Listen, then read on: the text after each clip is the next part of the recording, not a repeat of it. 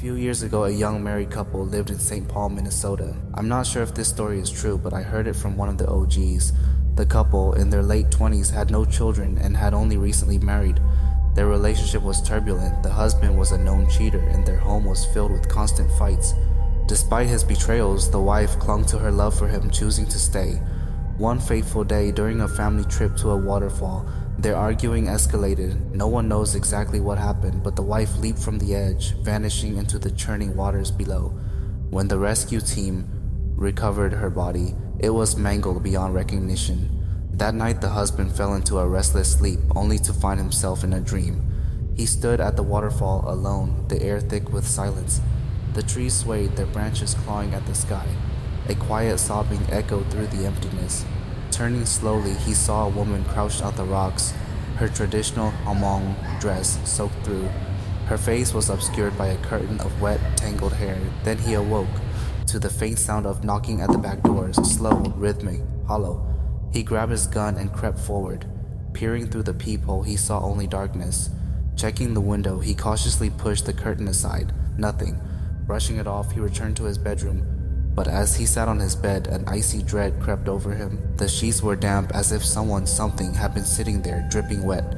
Exhaustion overtook him and he drifted into uneasy slumber. Hours later, a sound jolted him awake. Slow, deliberate footsteps padding through the hallway. Water dripped onto the hardwood floor. His breath hitched. His blood turned to ice.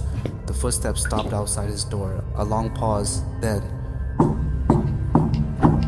Paralyzed, he lay there, heart pounding. The tapping continued, soft but insistent. Panic seized him. He knew he couldn't stay. Silently, he reached for his keys and wallet, pried open his window, and climbed out. The moment his feet hit the ground, he sprinted to his car and sped off to his parents' house. His parents asked why he had arrived so late. He lied, saying he missed his wife and the house felt too empty without her. A few days later, he returned to the house with his younger brother to gather some clothes. The brother waited in the car, scrolling through his phone, while the husband rushed inside. The air inside was thick, stagnant, an unnatural chill clung to the walls. As he returned to the car, his brother frowned. Who was that girl that came out before you? That night he slept in the living room. His wife visited him in a dream, her voice soft but chilling. "You think you can escape me? I'll find you no matter where you go." He awoke to sleep paralysis. The room was eerily silent, except for the slow, steady drip of water. Something loomed at the edge of his vision. A figure with long sodden hair peered at him from the darkness, its hollow gaze fixed on him. He shut his eyes and pulled a blanket over his head. From that night on, he slept in his little brother's room, yet the disturbances continued. One evening, a freezing gust of air swept over him as he reached for his phone. Then, a hand, icy, skeletal, wrapping around his foot.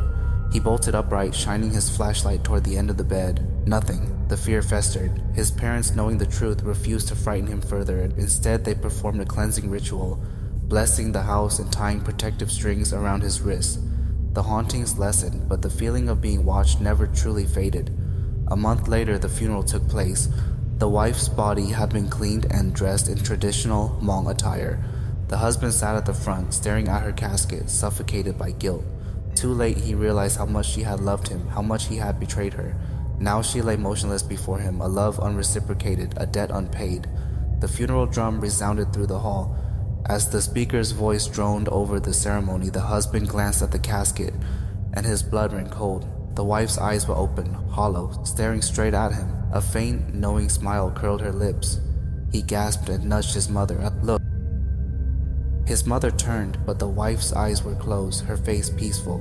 "Stop your nonsense and focus," she whispered, but he knew what he had seen. After the funeral, the wife's presence intensified. She wasn't ready to leave, she was waiting.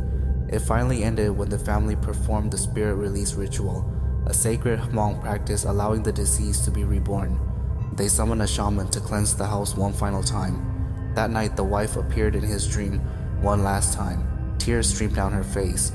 "I loved you," she wept, "but you never loved me. You were never there when I needed you, but now I will leave." And just like that, she never returned again.